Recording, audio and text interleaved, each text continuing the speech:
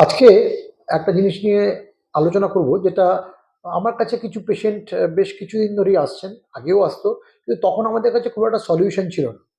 আহ, সেটা হচ্ছে ব্ল্যাক গাম বা ব্ল্যাক জিঞ্জার, মানে হাসলে মাড়িটা যেটা বেরিয়ে থাকে আমাদের, সেটা কালো। এখন এটার জন্য কি করা যায়? অনেক রকম উপায় আছে। তার মধ্যে বেস্ট যে উপায়টা এখন আমরা ইউজ করি সেটা হচ্ছে লেজার দিয়ে অ্যাবলেশন। লেজার দিয়ে অ্যাবলেশন মানে জিনিসটা হচ্ছে শুধু একটা ডায়োড লেজার আমরা ইউজ করি, এছাড়া অন্য লেজার ইউজ করা হয়, কিন্তু কমনলি আমরা ডায়োড লেজার ইউজ করি, যেটা দিয়ে ওই যে কালো অংশটা, সেই অংশটাকে আমরা উপর থেকে অ্যাব্রেড বা অ্যাবলেট করে দিই। পদ্ধতিটা কি বেদনাদায়ক? উত্তর না। খুব অল্প অ্যানাস্থেশিয়া লাগে, আর তারপরে কিন্তু মাড়ি আহ, একদম পিঙ্ক কালারে চলে আসে 10 থেকে 15 দিনের মধ্যে। ট্রিটমেন্টের স্থায়িত্বও খুব ভালো, বেশ কিছুদিন থাকে, 5 থেকে 7 বছর এই ট্রিটমেন্টটা থাকে লেজারের মাধ্যমে করলে। অন্য পদ্ধতিগুলো কিন্তু মাত্র 1 বছর 1.5 বছরের রেকারেন্স হয়।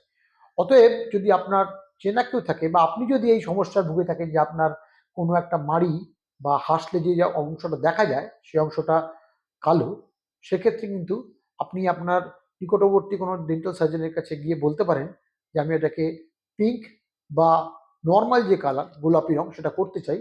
সেক্ষেত্রে কিন্তু লেজার দিয়ে অতি সহজেই করা যেতে পারে। অতএব আহ, এই জিনিসটা নিয়ে আগের মতো আর এই চিন্তা করার কারণ নেই। আপনি একটা উজ্জ্বল হাসি সবাইকে উপহার দিতে পারবেন। এরপরে কোনো একটা এপিসোডে আপনার সঙ্গে দেখা হবে। ভিডিওটা ভালো লাগলে লাইক করবেন, শেয়ার করবেন। দেখা হবে পরের এপিসোডে।